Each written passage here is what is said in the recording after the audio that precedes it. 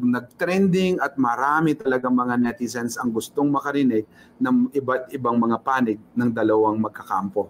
Ang mga Padilla, o Valdivia at ang mga kampo ni Barreto, ni Marjorie Barreto. We're referring to Dennis Padilla at saka Marjorie Barreto na nag-stem ang kanilang away, ang kanilang gulo ulit, no? Sa recent na occasion, pagpapakasal ni Claudia Barreto. Ang kanilang anak si Claudia Barreto to Baste. Recently, we already said our piece about it without hearing the side of Marjorie.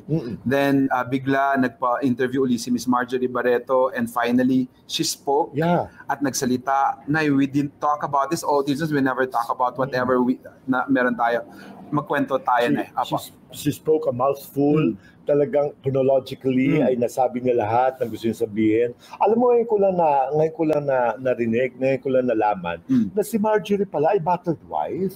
According to her kwento, na yung eardrum niya, na hanggang ngayon ay nararamdaman na iniinda niya. Pa rin niya. Oo, kumbaga, grabe ganun pala do ka-impulsive, no? At saka ka-short-tempered. Itong si Dennis Padilla, ang kanya estranged husband, no?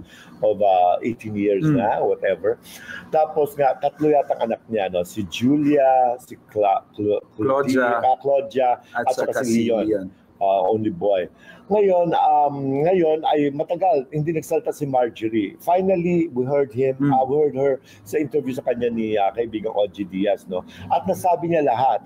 Malinaw ang kwento niya. If you want to know her story, just go to YouTube, hanapin yung interview ng OG Diaz kay Marjorie Barreto. She spoke well, ang ganda ng paglatag niya, klarong-klaro. Ang galing magkwento, kumbaga you can put yourself sa sitwasyon, yung parang nandoon ka kapag kinukwento niya, parang you were part of it. Maniniwala ka. Maniniwala ka. Kasi meron siyang maresibo eh. Kasi nung pinapakinggan ko si Dennis, I felt for Dennis. Kumbaga, why? Why is it so? Bakit ganon? Hindi siya nagatid sa kanyang anak sa altar.